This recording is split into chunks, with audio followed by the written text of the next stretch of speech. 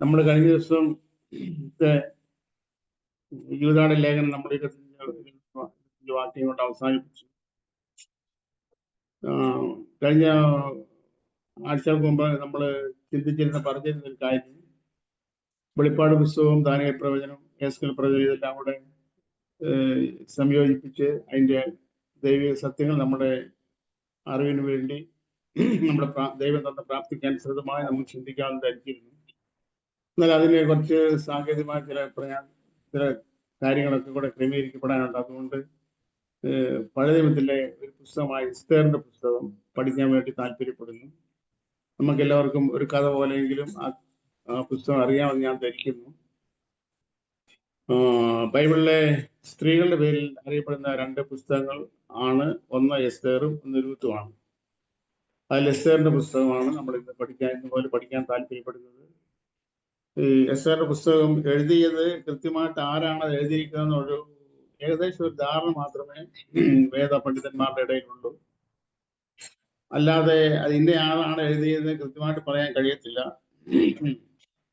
എസ്രയോ നെഹമ്യാവോ ആയിരിക്കും അത് എഴുതിയത് എന്നുള്ള ഏകദേശം ഒരു ധാരണയാണ് വേദപണ്ഡിതന്മാരുടെ ഇടയിലുള്ളത്. ഒന്നുകിൽ എസ്ര അല്ലെങ്കിൽ നെഹമ്യാവ് ആയിരിക്കും എഴുതിയത്. അതുപോലെ തന്നെ ഏകദേശം BC യേശുക്രിസ്തുവിന് ഒരു 480 വർഷങ്ങൾക്ക് അപ്പുറമാണ് ഇത് എഴുതിയിരിക്കുന്നത് എന്നും ഏകദേശം ഒരു കാലക്കണക്കുകൾ വെച്ച് വർക്കൗട്ട് കണക്കൂട്ടി ഒരു നിഗമനത്തിലെത്തിയിട്ടുണ്ട്. യേശുക്രിസ്തുവിന് ഏകദേശം 480 വർഷത്തിനപ്പുറത്താണ് ഈ പുസ്തകം എഴുതിയിരിക്കുന്നത്. ഇതിനകത്ത് വളരെ ഒരുപാട് ദൈവിക സത്യങ്ങൾ ഇതിനകത്ത് ഉൾക്കൊള്ളിച്ചിട്ടുണ്ട്. അതൊരു ഹിസ്റ്ററിയാണ്. അപ്പോൾ തന്നെ ആ ഹിസ്റ്ററിയിൽ കൂടെ വെറും ഹിസ്റ്ററി പഠിക്കാൻ വേണ്ടി അല്ലല്ലോ ദൈവത്തിന്റെ ബൈബിളിൽ നമ്മുടെ കയ്യിൽ തന്നിരിക്കുന്നത്. അതിൽ കൂടെ ദൈവത്തിന്റെ പരിശുദ്ധാത്മാവൻ നമ്മളോട് സംസാരിക്കാനുള്ള, പറയാനുള്ള അനേക കാര്യങ്ങളുണ്ട്. അതിൽ ദൈവം നമുക്ക് പ്രകാശനം തന്നിരിക്കുന്ന, നമുക്ക് ജ്ഞാനം തന്നിരിക്കുന്ന, അറിവ് തന്നിരിക്കുന്ന കാര്യങ്ങളെ കുറിച്ച് നമുക്ക് ഒരുമിച്ച് ചിന്തിക്കാൻ, ധ്യാനിക്കാൻ ധരിക്കുന്നു. ഈ ലോകത്തിൽ 4 സാമ്രാജ്യങ്ങൾ എന്ന് പറഞ്ഞാൽ ലോകത്തെ മുഴുവനായി ഏകദേശം മുഴുവനായി തന്നെ ഭരിച്ചിരുന്ന 4 സാമ്രാജ്യങ്ങൾ ഉടലെടുത്ത് നശിച്ചു പോയിട്ടുണ്ട് എന്ന് ഹിസ്റ്ററി പഠിക്കുമ്പോൾ നമുക്കറിയാം. അല്ലെങ്കിൽ വേദ ചരിത്രം പഠിക്കുമ്പോഴും നമുക്ക് ഗ്രഹിക്കാൻ കഴിയുന്നുണ്ട്. അവിടെയായി ചെതറി ആ സത്യങ്ങൾ കിടപ്പുണ്ട്. അതില് ഒന്നാമത്തെ സാമ്രാജ്യം എന്ന് പറയുന്നത് ബാബേൽ സാമ്രാജ്യമായിരുന്നു. ബാബേൽ സാമ്രാജ്യത്തിലെ ഏറ്റവും മിടുക്കനായ രാജാവ്, ഏറ്റവും വലിയ രാജാവ് നെബൂഖദ്നേസറായിരുന്നു എന്നൊക്കെ നമുക്ക് അറിയാം. പക്ഷെ ഈ ബാബേൽ സാമ്രാജ്യത്തിന്റെ തുടക്കം കിടക്കുന്നത് ഉൽപ്പത്തി പുസ്തകത്തിലാണ്. അത് ആ ബാബേൽ സാമ്രാജ്യത്തിന്റെ ഉദ്ഘാടകൻ അല്ലെ ആ ബാബേൽ എന്നുള്ള ആ കാര്യം ആദ്യമായിട്ട് ഈ ഭൂമിയിൽ കൊണ്ടുവന്നത് നിമ്രോദ് എന്ന് പറയുന്ന മനുഷ്യനാണ്. നിമ്രോദിനെ കുറിച്ച് ഉൽപ്പത്തി പുസ്തകത്തിൽ കാണുന്നുണ്ട്. അവൻ യഹോവയുടെ മുൻപാകെ നായാട്ടുവീരനായിരുന്നു നിമ്രോദ്. ആ നിമ്രോദിന്റെ കാലം മുതൽ വെളിപ്പാട് പുസ്തകം നമ്മൾ അവസാനിക്കുന്ന വരെ ഈ ഒരു പണി ഈ ലോകത്തിൽ ഉള്ളതായിട്ട് നമുക്ക് ദൈവജനത്തിന്റെ വെളിച്ചത്തിൽ മനസ്സിലാകും. ഒരു ബാബേലിന്റെ പണി, അതൊരു ബാബേൽ ഗോപുരമാണ്. അവരുടെ നേരത്തെ പണിയാൻ ശ്രമിച്ചു ബാബേൽ ഗോപുരം.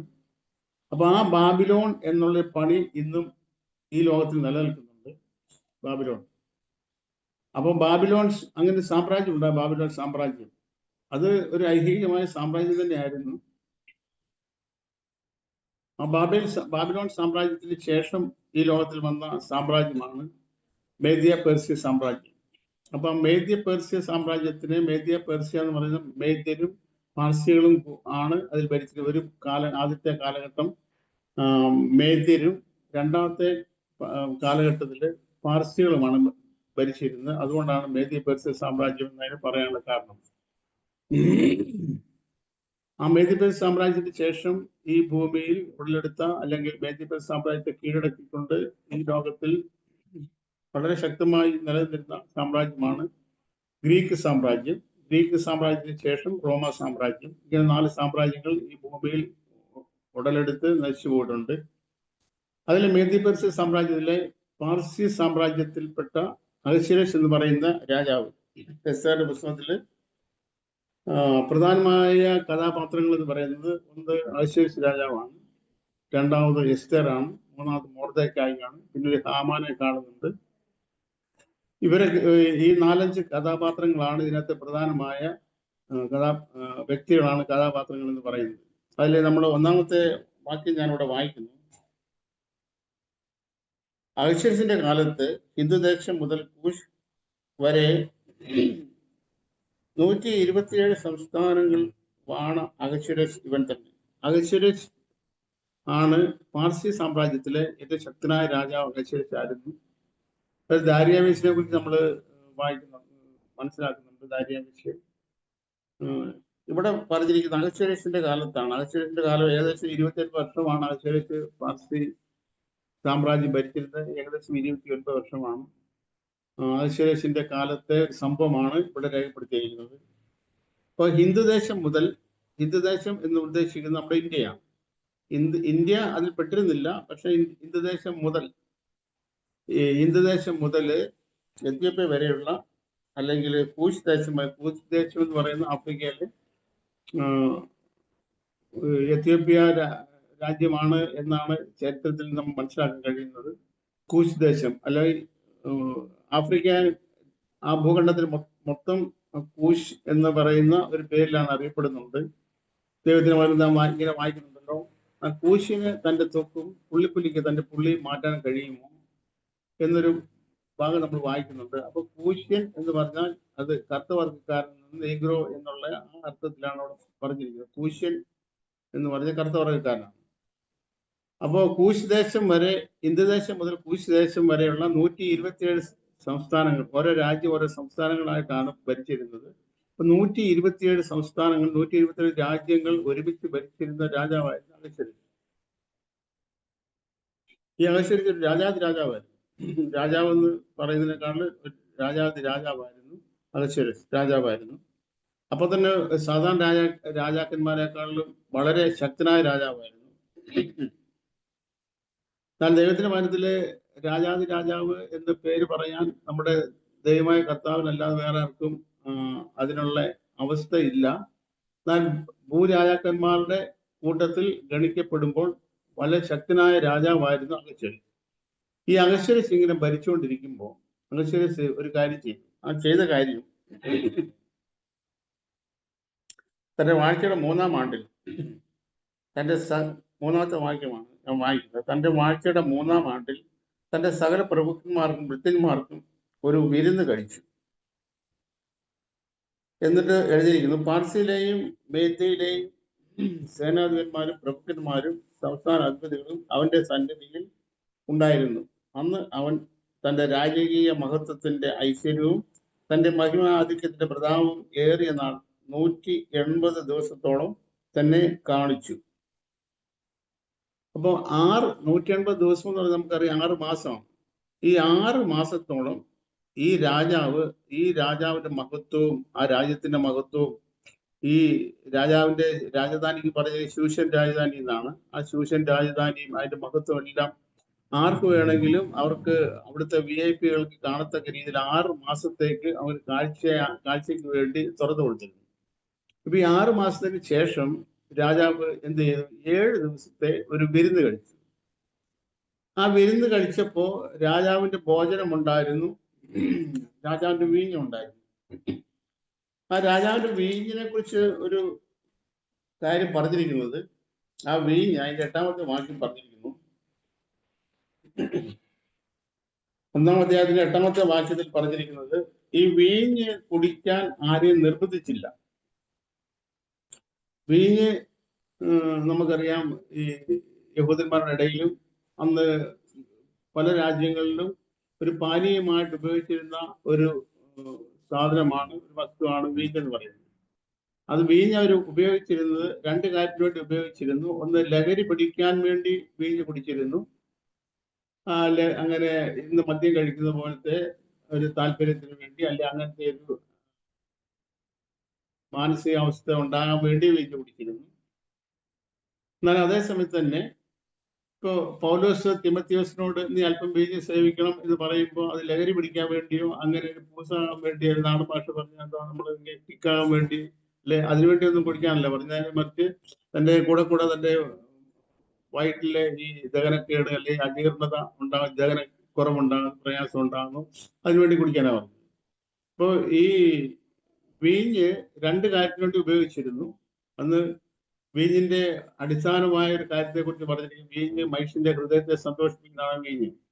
നമ്മൾ ദൈവത്തിൽ അങ്ങനെ വായിക്കുന്നുണ്ട്. അവന്റെ ഹൃദയത്തെ സന്തോഷിപ്പിക്കുന്ന വീഞ്ഞ്, മുഖത്തെ മിനുക്കുന്ന എണ്ണയും എന്നെല്ലാം നമ്മൾ ദൈവത്തിന് വായിക്കുന്നത് കൊണ്ട് നമുക്ക് ഒരു കാര്യം അറിയാം, ഈ വീഞ്ഞ് മനുഷ്യ ഹൃദയത്തെ സന്തോഷിപ്പിക്കുന്നതാണ്. അപ്പൊ ഇങ്ങനെ ഈ വീഞ്ഞ് രാജാവിന്റെ വീഞ്ഞ് കുടിക്കുന്ന ആളുകളോട് 8ാമത്തെ വാക്യത്തിൽ പറഞ്ഞിരിക്കുന്നു, അവിടെ രാജാവിന്റെ ഒരു കൽപ്പന ഉണ്ടായിരുന്നു. ആ കൽപ്പന ഇതായിരുന്നു. 8ാമത്തെ വാക്യം ഞാൻ വായിക്കുന്നു. രാജപദവിക്ക് ഒത്തവണ്ണം ധാരാളം ഉണ്ടായിരുന്നു, വീഞ്ഞുണ്ടായിരുന്നു. എന്നാൽ 8ാമത്തെ വാക്യം, എന്നാൽ രാജാവ് തന്റെ രാജധാനി വിചാരകന്മാരോട് ആരെയും നിർബന്ധിക്കരുത്, ഓരോരുത്തൻ താന്റെ മനസ്സ് പോലെ ചെയ്തു കൊള്ളട്ടെ എന്ന് കൽപ്പിച്ചിരുന്നതിനാൽ പാനം ചട്ടം പോലെ ആയിരുന്നു. അപ്പോ രാജാവ് ഇങ്ങനെ ഒരുപാട് സാധനങ്ങൾ ഈ വീഞ്ഞ് ഒത്തിരി അവിടെ കൊടുത്തിരുന്നു. പക്ഷെ അത് കഴിക്കാൻ ആരും നിർബന്ധിച്ചിരുന്നില്ല.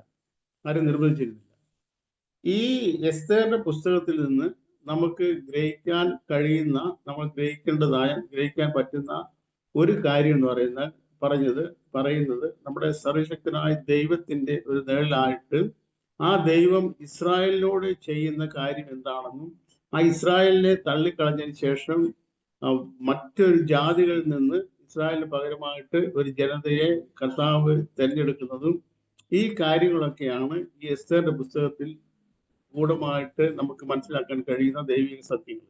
അപ്പൊ ഇവിടെ ഒരു കാര്യം പറഞ്ഞിരിക്കുന്നു, ഈ രാജാവ് ചെയ്ത ഒരു കാര്യം, ഈ രാജാവ് ആരെയും നിർബന്ധിച്ചില്ല. നമ്മള് ദൈവത്തിന്റെ മനത്തിൽ നമ്മൾ കാണുന്ന കാര്യം, പഴയ പ്രമാണമായിക്കോട്ടെ പുതിയ പ്രമാണമായിക്കോട്ടെ, ഈ പ്രമാണങ്ങള് ഒന്നും നിർബന്ധത്താൽ ചെയ്യേണ്ടതല്ല. എന്നാൽ അക്ഷരിയായ ഇസ്രായേല് ന്യായപ്രമാണം അനുസരിച്ചിരുന്നത് നിർബന്ധത്താലല്ല, ഭയത്താലാണ്. ഭയം കൊണ്ടാണ് അത് അനുസരിക്കേണ്ടി വന്നത്. അത് അനുസരിച്ചിരുന്നില്ലെങ്കിൽ അതിന്റെ തക്കതായ ശിക്ഷ അവർക്ക് ദൈവം കൊടുക്കും എന്നുള്ള 100% ഉറപ്പും വിശ്വാസം ഉള്ളത് കൊണ്ട് അത് അനുസരിക്കാൻ താല്പര്യമില്ലെങ്കിലും അക്ഷരീയ ഇസ്രായേല് മോശയുടെ ന്യായപ്രമാണം അനുസരിച്ചിരുന്നു. അത് അനുസരിച്ചതിന്റെ കാരണം അത് ഭയം കൊണ്ടാണ് അനുസരിച്ചിരുന്നത്. ഇവിടെ പറഞ്ഞിരിക്കുന്നു, ആരെയും നിർബന്ധിക്കരുത്. ഇത് ദൈവത്തിന്റെ വചനം നമ്മൾ അനുസരിക്കാൻ വേണ്ടി യേശു ക്രിസ്തു ആരെയും നിർബന്ധിക്കുന്നില്ല. യേശു ക്രിസ്തു ഭൂമിയിൽ വന്ന തന്റെ ഐഹിക ജീവിതകാലത്തും ആരെയും നിർബന്ധിച്ചിട്ടില്ല. വേണമെങ്കിൽ ചെയ്യാം, വേണ്ടെങ്കിൽ ചെയ്യണ്ട. ഇപ്പോ എല്ലാവരും പിരിഞ്ഞുപോയ സമയത്ത് പോലും യേശു ക്രിസ്തു 12 ശിഷ്യന്മാരെ നോക്കി അവരോടും ചോദ്യമുണ്ട്, ഒരു കാര്യമുണ്ട്, നിങ്ങൾക്കും പോയിക്കൊള്ളുവാൻ മനസ്സുണ്ടോ? അയ്യോ, ആരും പോകല്ലേ എന്നല്ല പറഞ്ഞത്, നിങ്ങൾക്കും പോയിക്കൊള്ളാൻ മനസ്സുണ്ടോ, നിങ്ങൾ പോകൂ എന്നുള്ള ധ്വനിയിലാണ് നിങ്ങൾക്ക് പോയിക്കൊള്ളാൻ മനസ്സുണ്ടോ എന്ന് അവിടെ എഴുതിയിരിക്കുന്നത്. അപ്പോൾ ആരെയും നിർബന്ധിക്കുന്നില്ല എന്ന് മാത്രമല്ല, യേശു ക്രിസ്തു ഈ ഭൂമിയിൽ വന്നിട്ട് 2 വഴിയെ പരിചയപ്പെടുത്തി. ഈ ലോകത്തിന് മുമ്പിൽ 2 വഴികൾ വെച്ചു. ഈ ഒന്ന് നാശത്തിലേക്കുള്ള വഴിയാണ്, അത് വളരെ വിശാലമായ വഴിയാണ്, അതിൽ കൂടെ പോകുന്നവർ അനേകരാണ്. എന്നാൽ അതിന്റെ നേരെ ഓപ്പോസിറ്റ് ആയിട്ട് ഒരു ഇടുങ്ങിയ വഴിയുണ്ട്, ഇടുക്ക് വഴി. ആ ഇടുങ്ങിയ വഴിയെ അത് നിത്യജീവനിലേക്കുള്ള വഴിയാണ്. ഈ 2 വഴികളും പരിചയപ്പെടുത്തിയതിനു ശേഷം നിങ്ങൾക്ക് ഇഷ്ടമുണ്ടെങ്കിൽ, ആർക്കാണുള്ള താല്പര്യമുള്ള ഇത് യേശുവിനെ പിൻപറ്റുന്ന ഡിസൈപ്പിളിന്റെ കാര്യത്തിൽ പോലും ശിഷ്യത്വത്തിന്റെ കാര്യത്തിൽ പോലും ആരെയും നിർബന്ധിക്കുന്നില്ല. നിങ്ങൾക്ക് ഫോളോ ചെയ്യാൻ മനസ്സുണ്ടെങ്കിൽ, നിങ്ങൾക്ക് താല്പര്യമുണ്ടെങ്കിൽ, നിങ്ങൾക്ക് നല്ല ഇഷ്ടമുണ്ടെങ്കിൽ, യേശു പറഞ്ഞു, എന്നെ അനുഗമിക്കാൻ ഒരുത്തൻ ഇച്ഛിച്ചാൽ, എന്നുവെച്ചാൽ ഇച്ഛ ഉണ്ടോ നിനക്ക്, അങ്ങനെ ഇച്ഛ ഉണ്ടെങ്കിൽ കുറച്ച് പ്രമാണങ്ങൾക്കുണ്ട്, ആ പ്രമാണങ്ങളൊക്കെ അനുസരിച്ചാൽ എന്നെ ഫോളോ ചെയ്യാം. അപ്പൊ ആരെയും നിർബന്ധിക്കുന്നില്ല. ഇവിടെ അഹശ്വേരോശ് ചെയ്തൊരു കാര്യം, ആരെയും നിർബന്ധിക്കരുതെന്ന് ഈ വിരുന്ന് കഴിക്കുന്നവരോട് രാജാവിന് കൽപ്പനയുണ്ട്, ആരെയും നിർബന്ധിക്കരുത്. അപ്പൊ അങ്ങനെ ഒരു 7 ദിവസത്തെ വിരുന്ന് കഴിച്ചു. 7 ദിവസത്തെ വിരുന്ന് കഴിച്ചു കഴിഞ്ഞപ്പോ ഈ അഹശ്വേരോശ് രാജാവിന്റെ ഭാര്യയുടെ പേര് വസ്തി റാണി എന്നാണ്, വസ്തി റാണി. അപ്പൊ ഈ വസ്തി റാണിയും എന്ത് ചെയ്തു? 7 ദിവസത്തെ വിരുന്ന് രാജധാനിയിൽ കഴിച്ചിരുന്നു. 7 ദിവസത്തെ വിരുന്ന് കഴിച്ചിരുന്നു. അപ്പൊ ഈ വിരുന്നിന്റെ അവസാനത്തിൽ ഈ അഹശ്വേരോശ് രാജാവിന് ഒരു താല്പര്യം തോന്നി. ഈ വസ്തി റാണി മഹാസുന്ദരിയായിരുന്നു, വസ്തി റാണി. അപ്പൊ ഈ വസ്തിയുടെ സൗന്ദര്യത്തെ മറ്റുള്ളവർക്ക് കാണിക്കാൻ വേണ്ടി, വസ്തി ഇത്ര സുന്ദരിയാണ് എന്നുള്ള മറ്റുള്ളവർക്ക്, രാജാവിന്റെ ഭാര്യയാണ്, അപ്പൊ രാജാവിന് അതൊരു വലിയ കാര്യമായിട്ട് മറ്റുള്ളവരെ കാണിക്കാൻ വേണ്ടി വസ്തി രാജ്ഞിയോട് ഈ രാജാവിന്റെ മുൻപിൽ, രാജാവിന്റെ മഹത്തുക്കളുടെ മുമ്പിൽ ഈ വിരുന്നിന്റെ അവസാനത്തെ ദിവസം ആ വിരുന്നിന് വസ്തി രാജ്ഞി വന്ന് അതിൽ സംബന്ധിക്കണം, അതിന്റെ വസ്തി രാജ്ഞി അവിടെ വരണം എന്ന് പറഞ്ഞു. എന്നാൽ വസ്തി രാജ്ഞി വന്നില്ല. വസ്തി രാജ്ഞി രാജാവിന്റെ താല്പര്യപ്രകാരം, ആ രാജാവിന്റെ തിരീതപ്രകാരം അവിടെ വരാതെ അതിനെ തള്ളിക്കളഞ്ഞു. അങ്ങനെ തള്ളിക്കളഞ്ഞപ്പോൾ രാജാവിന് അത് വലിയ പ്രയാസമായി. രാജാവിന്റെ അഡ്വൈസറി ബോർഡിനോട് അല്ലെങ്കിൽ രാജാവിന് ഉപദേശം കൊടുക്കുന്നവരോട് ചോദിച്ചു, ഇങ്ങനെ സംഭവിച്ചിട്ടുണ്ട്, എന്താണ് ചെയ്യേണ്ടത്? ഉടനെ അവർ ഒരു ഉപദേശം രാജാവിന് കൊടുത്തു. അത് രാജാവിന് അംഗീകരിക്കാൻ പറ്റുന്ന കാര്യമല്ല. അങ്ങനെ വസ്തി രാജ്ഞി രാജാവ് പറഞ്ഞിട്ട് വന്നില്ല എന്നത് രാജാവിന്റെ 127 സംസ്ഥാനങ്ങളിലുള്ള രാജാവിന്റെ ഭരണാധികാരികളുടെ ഭാര്യമാര് അത് അറിയുമ്പോൾ അവരും ഇനി നാളെ മുതൽ എന്ത് ചെയ്യത്തില്ല, നമ്മുടെ ഭർത്താക്കന്മാരെ അനുസരിക്കുന്നില്ല. അതുകൊണ്ട് രാജാവ് ഒരു കാര്യം ചെയ്യണം, ഈ വസ്തി രാജ്ഞിയെ ഈ രാജാവിന്റെ ഭാര്യ അല്ലെ രാജ്ഞി എന്നുള്ള സ്ഥാനത്ത് നിന്ന് രാജാവ് നീക്കിക്കളയണം. അതെന്തിനു വേണ്ടിയാ? മറ്റുള്ളവര് അല്ലെങ്കിൽ മറ്റുള്ള ഭാര്യമാര് ഭർത്താക്കന്മാരെ അനുസരിക്കാതിരിക്കും, ഈ വസ്തി അനുസരിച്ചില്ല എന്നതുകൊണ്ട്. അതുകൊണ്ട് അങ്ങനെ സംഭവിക്കാതിരിക്കണമെങ്കിൽ ഈ വസ്തിയെ ആ സ്ഥാനത്ത് നീക്കിക്കളണം. അതിന് പകരം വേറൊരു രാജ്ഞിയെ ആ സ്ഥാനത്ത് കൊണ്ടുവരണം. അപ്പോൾ രാജാവിന് ഇവരുടെ ഈ ഉപദേശം വളരെ ഇഷ്ടപ്പെട്ടു. രാജാവ് എന്ത് ചെയ്തു? രാജാവ് വസ്തി രാജ്ഞിയെ രാജാവിന്റെ ഭാര്യ എന്നുള്ള നിലയ്ക്ക്, രാജ്ഞി എന്നുള്ള നിലയിൽ നിന്ന് നീക്കിക്കളഞ്ഞു. ശരിക്കും നമ്മൾ ദൈവത്തിന്റെ വചനം പരിശോധിക്കുമ്പോൾ അക്ഷരീയ ഇസ്രായേൽ ദൈവത്തിന്റെ സ്വന്തം ജനമായിരുന്നു. ദൈവത്തിന് വേണ്ടി ഒരുപാട് കാര്യം നമ്മൾ പ്രവചന പുസ്തകങ്ങളൊക്കെ വായിക്കുമ്പോൾ അവിടെ എഴുതിയിരിക്കുന്നത്, എഴുതിയിരിക്കുന്നത് നിന്നെ പ്രസവിച്ച നാളിൽ നിന്നെ പുറത്തിട്ടുകളെ ആർക്കും നിന്നോട് കരുണ തോന്നിയില്ല, നീ രക്തത്തിൽ കിടന്നുരുളുന്നത് ഞാൻ കണ്ടു.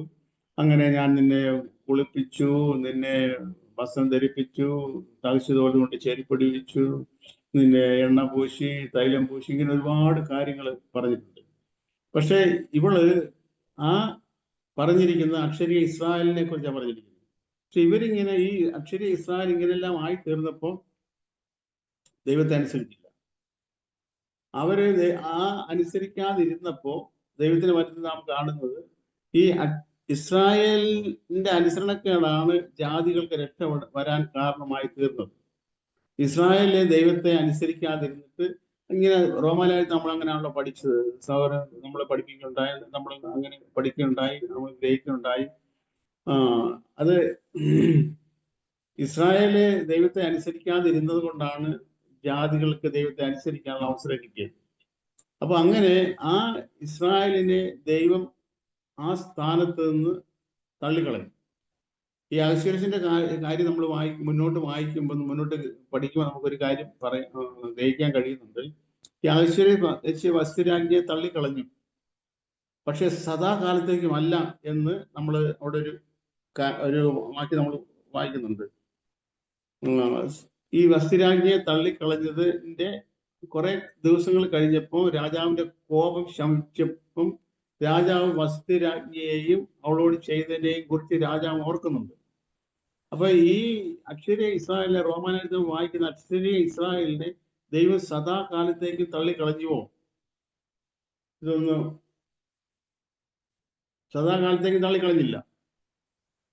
എന്നാൽ മൂഢജാതിയെ കൊണ്ട് അവർക്ക് എരിവ് വരുത്താൻ വേണ്ടി കുറച്ചു കാലത്തേക്ക് ഇസ്രായേലിനെ ദൈവം കൈവിട്ട് കളഞ്ഞു എന്നേ ഉള്ളൂ എന്നാണ് റോമലേഖനം പഠിക്കുന്നത്. അപ്പോ എന്ന് പറഞ്ഞതുപോലെ ഈ അഹശ്വേരോശ് വസ്തിരാജ്ഞിയെ തള്ളിക്കളഞ്ഞു. വസ്തിരാജ്ഞി ആ സ്ഥാനത്ത് നീക്കിക്കളഞ്ഞു. വസ്തിരാജ്ഞി ആ സ്ഥാനത്ത് നീക്കിയതിനു ശേഷം രാജാവ് ഒരു വിളംബരം ചെയ്തു. ഇസ്രായേലില് ഉള്ള കന്യകമാരായിട്ടുള്ള ഈ രാജാവിന്റെ ഭാര്യയായി തീരാൻ, രാജ്ഞിയായി തീരാൻ താല്പര്യമുള്ള ആ ആളുകളെ അല്ലെങ്കിൽ കന്യകമാരെ രാജാവിന്റെ ആളുകൾ കളക്ട് ചെയ്തു. അങ്ങനെ കളക്ട് ചെയ്ത കൂട്ടത്തിൽ പെട്ട ഒരാളാണ് നമ്മൾ പഠിച്ചുകൊണ്ടിരിക്കുന്ന ഈ എസ്തേർ എന്ന് പറയുന്നത്. എസ്തേർ വാസ്തവത്തിൽ എസ്തേറിന്റെ പേര് എസ്തേർ എന്നല്ലായിരുന്നു. എസ്തേറിന്റെ പേര് ഹദസ്സ എന്നായിരുന്നു. എസ്തേറിന്റെ പേര്. എസ്തേർ എന്ന വാക്കിന്റെ അർത്ഥം നക്ഷത്രം എന്നാണ്. അപ്പോ ഈ ഹദസ്സ എന്ന് പറയുന്ന ഈ പെൺകുട്ടിക്ക് ഒരു പ്രത്യേകത ഉണ്ടായിരുന്നു. ഇവളൊരു അനാഥയായിരുന്നു. ഈ മൊർദെഖായി എന്ന് പറയുന്ന അവളുടെ പിതാവിന്റെ സഹോദരനാണ് ഇവളെ വളർത്തിയിരുന്നത്. മൊർദെഖായി. ഇവൾ അനാഥയായിരുന്നു. നമുക്കറിയാം, ലോകത്തില് നമ്മൾ പെട്ടെന്ന് ചിന്തിക്കുന്നത്, ലോകക്കാർ ചിന്തിക്കുന്നത്, നമ്മൾക്കും ചിന്തിക്കാൻ സാധ്യതയുള്ള ഒരു കാര്യം, മാതാപിതാക്കൾ നഷ്ടപ്പെട്ട കുഞ്ഞുങ്ങൾ അനാഥരാണ്. പ്രത്യക്ഷത്തിൽ അത് തെറ്റൊന്നുമില്ല, സത്യമാണ്. പക്ഷേ നമ്മൾ ഒന്നും കൂടെ ആഴത്തിലേക്ക് ദൈവവചനത്തിന്റെ പിൻബലത്തിൽ നമ്മൾ ചിന്തിച്ചാൽ, ലോകത്തിൽ ഒരുവൻ ആരാണ് അനാഥൻ? ലോകത്തിൽ അനാഥൻ എന്ന് പറയുന്നത് അപ്പനും അമ്മയും ഇല്ലാത്തവനല്ല അനാഥൻ. നേരെ മറിച്ച് യേശു ക്രിസ്തു ഇല്ലാത്തവനാണ്. യേശു ക്രിസ്തു ഇല്ലാത്തവൻ ലോകത്തിൽ ആരുണ്ടോ അവരെല്ലാവരും അനാഥൻ. കാരണം യേശു ക്രിസ്തു പറഞ്ഞത് ഇങ്ങനെയാണ്: ഞാൻ നിങ്ങളെ അനാഥരായി വിടത്തില്ല. അപ്പോ അപ്പനോ അമ്മയോ അനാഥരായി വിടത്തില്ല എന്നുള്ള അല്ല യേശു പറഞ്ഞത്. ഞാൻ നിങ്ങളെ അനാഥരായി വിടത്തില്ല. യേശുവിന്റെ അടുക്കൽ ചെല്ലുന്നവർ ആരും അനാഥരല്ല. അതിന്റെ അർത്ഥം യേശുവിന്റെ അടുക്കൽ ചെല്ലാത്തവരെല്ലാവരും അനാഥരാണ്. ഈ ലോകത്തിൽ അപ്പനും അമ്മയും ഉണ്ടോ ഇല്ലയോ എന്നുള്ളതല്ല, അത് ഉണ്ട്, ഇല്ല, അത് സ്ഥിരമായിട്ടുള്ള ഒരു കാര്യമല്ല. എന്നാൽ യേശു ക്രിസ്തുവിനെ സംബന്ധിച്ചിടത്തോളം, എൻ്റെ അടുക്കൽ വരുന്നവനെ, യേശു പറഞ്ഞു, എൻ്റെ അടുക്കൽ വരുന്നവനെ ഞാൻ ഒരു നാളും തള്ളിക്കളയാൻ ഉപേക്ഷിക്കുന്നില്ല. ഈ ലോകത്തിലെ ഒരു അപ്പനും അമ്മയും ഉണ്ടെങ്കിൽ ഒരു അപ്പനോ ഒരമ്മയ്ക്കോ ഒരിക്കലും അവരുടെ മക്കളെ കുറിച്ച് ഒരിക്കലും പറയാൻ കഴിയത്തില്ല, ഞാൻ ഒരു നാളും നിങ്ങളെ തള്ളിക്കളയത്തില്ല, നിന്നെ ഉപേക്ഷിക്കുന്നില്ല പറയാൻ കഴിയത്തില്ല. കാരണം മരണം ഏറ്റവും മാക്സിമം പോയാൽ, പരമാവധി പോയാൽ, മരണം കൊണ്ട് ഇവർ തമ്മിൽ മനഃപൂർവ്വം അല്ലെങ്കിൽ പോലും തള്ളിക്കളയേണ്ട അവസ്ഥ വരും. മരണത്താൽ ഇവർ വേർപെടും. അല്ല, യേശു പറഞ്ഞു, എൻ്റെ അടുക്കൽ വരുന്നവനെ ഞാൻ ഒരു നാളും തള്ളിക്കളയത്തിൽ ഉപേക്ഷിക്കത്തുമില്ല. അപ്പൊ ഞാൻ പറഞ്ഞതിന്റെ താല്പര്യം, യേശു ഉള്ളവൻ അനാഥനല്ല. യേശു ഇല്ലാത്തവൻ യേശു ഇല്ലാത്തവരെല്ലാവരും, അപ്പനും അമ്മയൊക്കെ ഉണ്ടായിരിക്കും, സഹോദരിമാരും എല്ലാവരും ഉണ്ടായി, ബന്ധുമിത്ര എല്ലാവരും ഉണ്ടായിരിക്കും. എന്നാലും യേശു ഇല്ല എങ്കിൽ അവൻ അനാഥനാണ്. അപ്പൊ ഇവിടെ ഹദസ്സ എന്ന് പറയുന്ന ഈ പെൺകുട്ടി, അല്ലെ എസ്തേർ, ഇങ്ങനെ അപ്പനും അമ്മയും ഇല്ലാതെ വളർന്ന ഒരു പെൺകുട്ടിയാണ്. അപ്പോ സന്ദർഭവശാൽ ഈ അഹശ്വേരോശിന്റെ ഈ പദവി, ഈ രാജ്ഞി പദവി അലങ്കരിക്കുന്നതിന് വേണ്ടി കന്യകമാരെ ശേഖരിച്ചപ്പോൾ സന്ദർഭവശാൽ മൊർദെഖായി മുഖാന്തരം ഈ എസ്തേറും ഈ രാജാവിന്റെ രാജ്ഞിയായി തീരാനുള്ള വിളിയിലേക്ക് വരാൻ കഴിയും. ഇപ്പൊ യേശു ക്രിസ്തു ഒരുവനെ വിളിക്കുന്നത് അവന്റെ ബാക്ക്ഗ്രൗണ്ട് നോക്കിയിട്ടല്ല, അവന്റെ പശ്ചാത്തലം നോക്കിയിട്ടല്ല യേശു ഒരുവനെ വിളിക്കുന്നത്. യേശു ക്രിസ്തു വിളിച്ച വിളി പൊതുവായിട്ടുള്ള വിളി യേശു വിളിച്ചിട്ടുണ്ട്, വ്യക്തിപരമായി വിളിച്ചിട്ടുണ്ട്. യേശു പറഞ്ഞു, ആരെങ്കിലും എന്നെ അനുഗമിക്കാൻ ഇച്ഛിച്ചാൽ താൻ ജയിച്ച് നാൾതോറും തന്റെ ക്രൂശ് എടുത്ത് എന്നെ അനുഗമിക്കണം എന്ന് യേശു പറഞ്ഞു. ആരെങ്കിലും, ഇന്നാരെന്നും വിളിച്ചിട്ടില്ല. എന്നാൽ പത്രോസിനോട് പറഞ്ഞു, നമ്മൾ യോഹന്നാൻ സുവിശേഷം അവസാന ഭാഗത്ത് നമ്മൾ വായിക്കുന്നു, നീ എന്നെ അനുഗമിക്കുക. അപ്പൊ യോഹന്നാൻ അതിലെ പോകുന്നത് കണ്ടപ്പോൾ പത്രോസ് യേശുവിനോട് പറഞ്ഞു, കർത്താവ്, ഇവൻ എന്താ സംഭവിക്കും? അപ്പൊ ഉടനെ യേശുവിന്റെ മറുപടി, ഞാൻ വരുവോളം അവൻ ഇരിക്കണം എന്ന് ഉണ്ടെങ്കിൽ അതിന് നിനക്കെന്ത്? നീ എന്നെ അനുഗമിക്കുക. അപ്പൊ പത്രോസിനെ വ്യക്തിപരമായിട്ട് യേശു അന്നേരം പറഞ്ഞ് എന്നെ അനുഗമിക്കണം. അതിന് മുൻപ് പത്രോസ് യേശുവിനോട് പറഞ്ഞായിരുന്നു, നീ എവിടെ പോയാൽ ഞാൻ നിന്നെ ആരെല്ലാം തള്ളിക്കളഞ്ഞാലും ഞാൻ തള്ളിക്കളയത്തില്ല, നിന്റെ കൂടെ മരിക്കേണ്ടി വന്നാലും ഞാൻ മരിക്കും, ഞാൻ നിന്റെ കൂടെ ഏതറ്റം വരെ വരാൻ തയ്യാറാണെന്ന് പത്രോസ് യേശുവിനോട് പറഞ്ഞായിരുന്നു. ആ സമയത്ത് യേശു പത്രോസിനോട് പറയുന്നത്, നിനക്ക് ഇപ്പോൾ എന്നെ അനുഗമിക്കാൻ കഴിയത്തില്ല, അങ്ങനെയാണ് യേശു പറഞ്ഞത്. എന്നാൽ യോഹന്നാൻ സുവിശേഷം 21-ാം അധ്യായത്തിലേക്ക് നമ്മൾ വരുമ്പോൾ കാണുന്നത് യേശു പത്രോസിനോട് പറയുന്നു, നീ എന്നെ അനുഗമിക്കുക. ഞാൻ പറഞ്ഞത്, യേശു ക്രിസ്തു ഒരു പൊതുവായിട്ട് സകല മനുഷ്യരെയും വിളിച്ചിട്ടുണ്ട്. എല്ലാ മനുഷ്യരുടെയും മേലെ ആ കോളിങ്, ആ ദൈവ വിളിയുണ്ട്. അതേസമയത്ത് തന്നെ വ്യക്തിപരമായി വിളിച്ചിട്ടുണ്ട്. ഇപ്പൊ അപ്പോസ്തലൻ പൗലോസ് താന് ദമസ്കസിലേക്ക് പോകുന്ന വഴിയിൽ യേശു ക്രിസ്തു ഈ പൗലോസിനെ യേശു ക്രിസ്തു വിളിക്കുകയുണ്ടായി. യേശു ക്രിസ്തു പേര് ചൊല്ലിയാ വിളിച്ചത്. പത്രോസിന്റെ കാര്യത്തില് പത്രോസിനെ നീ എന്നെ അനുഭവിക്കുക എന്നല്ല യോഹന്നാൻ സുവിശേഷത്തിൽ നമ്മൾ കാണുന്നത്, നീ എന്നെ അനുഭവിക്കുക എന്നാ കാണുന്നത്. എന്നാൽ ഈ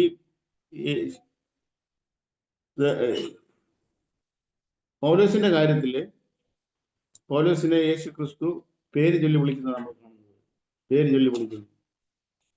2 പ്രാവശ്യം ആ പേര് ആവർത്തിക്കുന്നുണ്ട്. പൗലോസിന്റെ ആദ്യത്തെ പേര് ശൗൽ എന്നായിരുന്നു, നമുക്കറിയാം. യേശു ഈ പൗലോസ് എന്ന് ശൗലിനോട് ചോദിക്കുന്നു, പൗലോസ് ആയി തീർന്ന ശൗലിനോട് ചോദിക്കുന്നു, ശൗലേ ശൗലേ, പേര് ചൊല്ലിയാ വിളിച്ചു, ശൗലേ ശൗലേ, നീ എന്നെ ഉപദ്രവിക്കുന്നത്, മുള്ളിനോട് ഉതയ്ക്കുന്നത് നിനക്ക് പ്രയാസമാണ്. ഉടനെ പൗലോസ്, നീ ആരാണ്? ഞാൻ എന്ത് ചെയ്യണം? പൗലോസ് 2 ചോദ്യം യേശുവിനോട് ചോദിച്ചു, നീ ആരാണെന്നും ഞാൻ എന്ത് ചെയ്യണം ചോദിച്ചു. അപ്പൊ ഞാൻ പറഞ്ഞതിന്റെ താല്പര്യം, വ്യക്തിപരമായി ഉള്ള ഒരു വിളിയുണ്ട്, അപ്പോൾ തന്നെ ഒരു പൊതുവായ കോളിംഗ് ഉണ്ട്. അഹശ്വേരോശിന്റെ ഭാര്യയായി തീരാൻ വേണ്ടി, അഹശ്വേരോശിന്റെ കാന്തയായി തീരാൻ വേണ്ടി ഒത്തിരി പേരെ കളക്ട് ചെയ്തു. ഒത്തിരി പേരെ അതിനുവേണ്ടി ഒരു എന്താ പറയുന്നത്, ആ ഒരു അവസ്ഥയ്ക്ക് വേണ്ടി, ആ ഒരു ഭാര്യയായി തീരാൻ വേണ്ടി, രാജ്ഞിയായി തീരാൻ വേണ്ടി അനേകരെ ഈ അഹശ്വേരോശ് രാജാവിന്റെ കൊട്ടാരത്തിൽ കൊണ്ടുവന്നു. ആ കൊണ്ടുവന്ന കൂട്ടത്തിൽ വലിയ പ്രശസ്തി ഒന്നും പറയാനില്ലാത്ത, വലിയ ബാക്ക്ഗ്രൗണ്ട് ഒന്നും പറയാനില്ലാത്ത, വലിയ കാര്യമൊന്നും പറയാനില്ലാത്ത ഒരു നിർധനയായിരിക്കുന്ന അദസ്സ എന്ന പേരുള്ള ഒരു പെൺകുട്ടിയും ആ കൂട്ടത്തിൽ ഉണ്ടായിരുന്നു. അത് മൊർദെഖായിയുടെ വളർത്തുമകളായിരുന്നു. അതാണ് എസ്തേർ പിന്നീട് ആയിത്തീർന്നത്, പിന്നീട് എസ്തേർ എന്ന പേരിൽ അറിയപ്പെടുന്നു. അപ്പൊ ഈ ആള് ഈ എല്ലാ കന്യകമാരെയും ഈ അഹശ്വേരോശിന്റെ രാജധാനിയിൽ കൊണ്ടുവന്നിട്ട് അവർക്ക് താമസിക്കാനുള്ള സൗകര്യങ്ങളെല്ലാം കൊടുത്തു, എല്ലാവർക്കും കൊടുത്തു. കൊടുത്തതിന് ശേഷം രാജാവിന്റെ മുൻപിൽ നിൽക്കാൻ അവർക്ക് വിളി വരുമ്പോൾ രാജാവിന്റെ അടുക്കൽ അവർക്ക് ചെല്ലാം. എന്നാൽ ആ രാജാവിന്റെ അടുക്കൽ അവരെ നിർത്തുന്നതിന് വേണ്ടി അവരെ ഒരുക്കിയിരുന്നത് ഷണ്ഡന്മാരാണ്. ഷണ്ഡന്മാരായിരിക്കുന്നവർക്ക് മാത്രമേ രാജാവിന്റെ രാജ്ഞിയായി ഒരുവളെ ഒരുക്കാൻ കഴിയത്തുള്ളൂ. 2 വിധത്തിലുള്ള ഷണ്ഡന്മാര് ഈ ഭൂമിയിലുണ്ട് എന്ന് തിരുവഴുത്തിൽ നമുക്ക് മനസ്സിലാക്കാൻ കഴിയുന്നുണ്ട്. ഒരു വിധത്തിലുള്ള ഷണ്ഡന്മാരെന്ന് പറയുന്നത് അമ്മയുടെ ഗർഭം മുതൽ തന്നെ ഷണ്ഡന്മാരായി തീർന്ന ഷണ്ഡന്മാരാണ്. അങ്ങനെ ഷണ്ഡന്മാരുണ്ട്. എന്നാൽ രണ്ടാമത് വേറെ രീതിയിലുള്ള ഷണ്ഡന്മാരുണ്ട്. അവരെ കുറിച്ച് ദൈവത്തിന് വരുന്ന കാണുന്നത്, ദൈവരാജ്യം നിമിത്തം തങ്ങളെ തന്നെ ഷണ്ഡന്മാരാക്കിയ ഷണ്ഡന്മാരുണ്ട്. അപ്പൊ അമ്മയുടെ ഗർഭത്തിൽ നിന്ന് തന്നെ ഷണ്ഡന്മാരായി ജനിച്ച ഷണ്ഡന്മാരുണ്ട്, ദൈവരാജ്യം നിമിത്തം ഷണ്ഡന്മാരാക്കപ്പെട്ട ഷണ്ഡന്മാരുണ്ട്. അപ്പൊ ഇങ്ങനെയുള്ള ഷണ്ഡന്മാരാണ്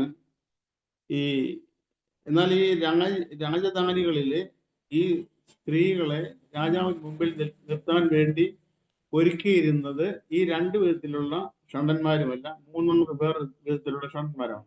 അവര് മനുഷ്യരാൽ ഷണ്ണന്മാരാക്കപ്പെട്ട ഷണ്ണന്മാരാണ്. ഷൺമുക്തം എന്ന് പറഞ്ഞാൽ എന്താ നമുക്കറിയാം, ഷണ്ണൻ എന്ന് പറഞ്ഞാൽ എന്താ നമുക്കറിയാം. അപ്പോ മനുഷ്യരാൽ ഷണ്ണന്മാരാക്കപ്പെട്ട ഷണ്ണന്മാര്, അങ്ങനെയുള്ള ഷണ്ണന്മാരാണ് ഈ രാജാക്കന്മാർക്ക് വേണ്ടി, ഈ പ്രത്യേകിച്ച് നമ്മൾ അഹശ്വേരോസ് രാജാവിന് വേണ്ടി, രാജാവിന്റെ പത്നിയായി തീരാൻ വേണ്ടി, രാജ്ഞിയായി തീരാൻ വേണ്ടി ഏതൊരു സ്ത്രീയെയും രാജാവിന് വേണ്ടി ഒരുക്കുന്നത് ദൈവത്താൽ മനുഷ്യ ഷണ്ണന്മാരാക്കിയ ഈ ഷണ്ണന്മാരാണ്. ഈ ഷണ്ണന്മാരാണ് ഈ സ്ത്രീകളെ രാജാവിന്റെ മുൻപിൽ നിൽക്കാൻ വേണ്ടി പ്രാപ്തരാക്കി അങ്ങനെ നിർത്തുന്നത്. ആ ഷണ്ണന്മാര് അവർക്ക് ഒരു പ്രത്യേക തരത്തിലുള്ള ഒരു പ്രോസസ്സിൽ കൂടെ അവരെ കടത്തിവിടും. പ്രോസസ് എന്ന് പറഞ്ഞാൽ അവർക്ക് ഒരു വർഷത്തെ ഒരു ശുദ്ധീകരണം കാലമുണ്ട്. ഒരു വർഷം അത് രണ്ടായിട്ട് ഡിവൈഡ് ചെയ്തിട്ടുണ്ട്. 6 മാസം മൂറ് തൈലം കൊണ്ടുള്ള ശുദ്ധീകരണമുണ്ട്, 6 മാസം സുഗന്ധ ലേപനം കൊണ്ടുള്ള ശുദ്ധീകരണമുണ്ട്. അപ്പൊ ഇങ്ങനെ 2 വിധത്തിലുള്ള ശുദ്ധീകരണം 6 മാസം കഴിഞ്ഞതിന് ശേഷം, അഥവാ ഒരു വർഷം, ഈ രണ്ടും കൂടെ കൂടുമ്പോൾ ഒരു വർഷം കഴിഞ്ഞതിന് ശേഷം മാത്രമേ രാജാവിന്റെ വിളി അനുസരിച്ച് രാജധാനിയിൽ രാജാവിന്റെ മുൻപിൽ ചെല്ലാൻ ഇവർക്ക് അനുവാദമുള്ളൂ. അപ്പൊ ഇങ്ങനെ ഈ 6 മാസം ഈ 2 വിധത്തിലുള്ള ലേപനങ്ങൾ കൊണ്ടുള്ള ശുദ്ധീകരണം ആവശ്യമാണ്. ഇന്ന് ഈ മൂരെന്ന് പറയുന്നത് നമുക്കറിയാം. മൂരെന്ന് പറയുന്നത് ഒരു മരത്തിന്റെ കറയാണ്. യേശുവിന്റെ ജനനത്തെങ്കില് വിദ്വാൻമാര് യേശുവിനെ കാണാൻ പോയപ്പോൾ കാഴ്ചവെച്ച സാധനത്തിൽ ഒരു സാധനമാണ് മൂര്. പൊന്ന്, മൂര്, കുന്തിരിക്ക, ഈ 3 സാധനമായിരുന്നല്ലോ കാഴ്ചവെച്ചത്. അതിൽ ഒന്ന് മൂരായിരുന്നു. ആ മൂരെന്ന് പറയുന്നത് മനുഷ്യന്റെ ശരീരത്തിൽ തട്ടിയാൽ, ശരീരത്തിൽ പുരട്ടിയാൽ ആ ശരീരത്തില് നീറ്റലും പുകച്ചിലും പ്രയാസങ്ങളൊക്കെ ഉണ്ടാക്കുന്ന ഒരു സാധനമാണ് മൂരെന്ന് പറയുന്നത്. അപ്പോൾ ഇങ്ങനത്തെ ഉള്ള 6 മാസത്തെ ഈ മൂർ തൈലം കൊണ്ടുള്ള ശുദ്ധീകരണം ഈ രാജാവിന്റെ രാജ്ഞിയായി തീരാൻ വേണ്ടി വിളിക്കപ്പെട്ടവർക്ക് രാജാവിനാൽ നിയമിക്കപ്പെട്ടിരിക്കുന്നത്. ഞാൻ പറഞ്ഞതിന്റെ താല്പര്യം, കർത്താവ് യേശു ക്രിസ്തുവിന്റെ കാന്തയായി തീരാൻ വിളിക്കപ്പെട്ട ഓരോരുത്തർക്കും ഇങ്ങനെയുള്ള ഒരു ശുദ്ധീകരണത്തിൽ കൂടെ മാത്രമേ കർത്താവ് യേശു ക്രിസ്തുവിന് മുമ്പിൽ യേശു ക്രിസ്തു ആകുന്ന രാജാവിന്റെ കാന്തയായി ആ യേശുവിന്റെ മുമ്പിൽ നിൽക്കാൻ കഴിയത്തുള്ളൂ. ആ ശുദ്ധീകരണം അന്ന് അക്ഷരീയമായ ശുദ്ധീകരണമായിരുന്നു. ഇന്ന് അത് അക്ഷരീയമായ ഒരു മൂരല്ല. നമ്മളെ ദൈവം കടത്തിവിടുന്ന, യേശു കടന്നുപോയ വഴികളിലൂടെ എല്ലാം നമ്മളെയും കടത്തിവിട്ട് നമ്മൾ തികഞ്ഞവരായി തീരാൻ വേണ്ടി ദൈവം നമ്മളെക്കുറിച്ചും ആഗ്രഹിക്കുന്നുണ്ട്. കർത്താവ് യേശു ക്രിസ്തുവിന്റെ കഷ്ടാനുഭവങ്ങളിലുള്ള പങ്കാളിത്തം എന്നാണ് ഇന്ന് അതിന് നമുക്ക് ആത്മീയമായിട്ട് നമുക്ക് മനസ്സിലാക്കാൻ കഴിയുന്നത്. അപ്പൊ അങ്ങനെ ഉള്ള ഒരു പങ്കാളിയായി തീരാൻ വേണ്ടി നമുക്ക് താല്പര്യമുണ്ടെങ്കിൽ മാത്രമേ ഈ രാജാവിന്റെ രാജ്ഞിയായി തീരാൻ കഴിയത്തുള്ളൂ. അപ്പൊ ഇതിന്റെ ബാക്കി കാര്യങ്ങൾ, അടുത്ത കാര്യങ്ങൾ നമുക്ക് ദൈവാനുഗ്രഹമാണ് അടുത്ത ക്ലാസ് നമുക്ക് ചിന്തിക്കാം. ദൈവം നമ്മളെല്ലാവരും സമൃദ്ധി അനുഗ്രഹിക്കുമാറാട്ടെ. ഇത് ഒരു കഥയായിട്ടല്ല, ഒരു ആത്മീയമായിട്ടുള്ള ഇതിന്റെ ഉള്ളിലുള്ള ആത്മീയ കാര്യങ്ങൾ എന്താണെന്നുള്ള കാര്യം നമുക്ക് ഗ്രഹിക്കേണ്ടത് ആവശ്യമാണ്. ഗ്രഹിച്ചാൽ നല്ലതാണ്. അപ്പോൾ അത് ദൈവം നമ്മളെ അതിനുവേണ്ടി സഹായിക്കട്ടെ, അനുഗ്രഹിക്കട്ടെ. എല്ലാവരെയും ദൈവ സമൃദ്ധി അനുഗ്രഹിച്ച് വരുന്ന ആളുകളിൽ ദൈവവചനം അനുസരിക്കുന്നവരായി തീരുവാൻ നമ്മളെ സഹായിക്കട്ടെ എന്ന് പറഞ്ഞുകൊണ്ട് അടുത്ത ദിവസം ദൈവം അനുവദിച്ചാൽ നമുക്ക് പിന്നെയും അയക്കാൻ സഹായിക്കട്ടെ എന്ന് ആശിച്ചുകൊണ്ട് നിൽക്കുന്നു.